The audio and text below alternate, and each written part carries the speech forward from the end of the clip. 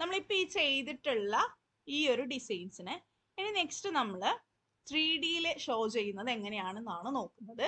അത് നമ്മൾ view ടാബില് 3D വ്യൂവില് default 3D വ്യൂയിലേക്ക് വരാം. ഡിഫോൾട്ട് 3D വ്യൂവിൽ വന്നിട്ട് മൗസിന്റെ സെന്റർ ബട്ടണും ഷിഫ്റ്റും കൂടി ഒരുമിച്ച് നമ്മൾ വർക്ക് ചെയ്യുകയാണെന്നുണ്ടെങ്കിൽ അതെന്തായിട്ട് കിട്ടും, നമുക്ക് റൊട്ടേഷൻ അവൈലബിൾ ആയിട്ട് കിട്ടും. ഡിഫോൾട്ട് നിങ്ങൾ ചെയ്ത് കഴിഞ്ഞപാട് വരുന്നത് ഇതേപോലെ ഹിഡൻ ലൈൻസിലായിരിക്കും വന്നിട്ടുണ്ടാവാം.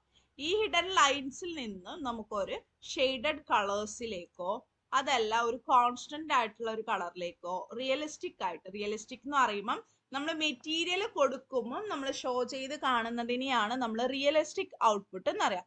ഒരു റിയലിസ്റ്റിക് ഔട്ട്പുട്ട് ആയിട്ട് കാണണമെന്നുണ്ടെങ്കിൽ യൂസ് ചെയ്യാം. വയർ ഫ്രെയിം എന്ന് പറയുമ്പോൾ നമുക്ക് ഇന്നറിൽ എന്തെങ്കിലും പ്ലേസ് ചെയ്യേണ്ട സമയത്ത് ഡീറ്റെയിൽഡ് ആയിട്ട് ഇന്നർ ഫേസസ് കാണണമെന്നുണ്ടെങ്കിലാണ് നമ്മൾ വയർ ഫ്രെയിമും കാര്യങ്ങളൊക്കെ നമ്മൾ ഓപ്പൺ ചെയ്ത് കൊടുക്കുക. ഒന്നെങ്കിൽ നമ്മൾ കോൺസ്റ്റന്റ് കളേഴ്സിൽ കൊടുക്കുക, അല്ല റിയലിസ്റ്റിക്കിൽ തന്നെ നമ്മൾ പ്രൊവൈഡ് ചെയ്യാം. ഇനി നമുക്ക് അതിന്റെ താഴെ ഒരു റേ ട്രേസ് എന്നിട്ടൊരു ഓപ്ഷൻ ഉണ്ട്. റേ ട്രേസ് എന്ന് പറയുമ്പോൾ ഒരു ടെസ്റ്റ് റെൻഡർ പോലെയാണ്. നമ്മൾ ചെയ്ത ഔട്ട്പുട്ട് എങ്ങനെ ഉണ്ടാകും ജസ്റ്റ് ഒന്ന് ചെക്ക് ചെയ്യാൻ വേണ്ടിയിട്ട് വെരിഫിക്കേഷൻസിനൊക്കെ നമ്മൾ യൂസ് ചെയ്യുന്ന രീതിയിൽ ഈ ഒരു ഓപ്ഷനെ നമ്മൾ വിഷ്വൽ സ്റ്റൈൽ ഓപ്ഷൻ എന്നാണ് പറയാം. 3Dയിൽ മാത്രമല്ല, അത് നമുക്ക് 2Dയിലും നമുക്ക് വർക്ക് ചെയ്യാൻ വേണ്ടി പറ്റും. ഷെയ്ഡഡ് കളേഴ്സ് ആയി കോൺസ്റ്റന്റ് കളേഴ്സ് റിയലിസ്റ്റിക്. പക്ഷെ റേ ട്രേസ് എന്ന് പറയുന്നത് നമുക്ക് 3Dയിൽ മാത്രമാണ് അവൈലബിൾ ആയിട്ട്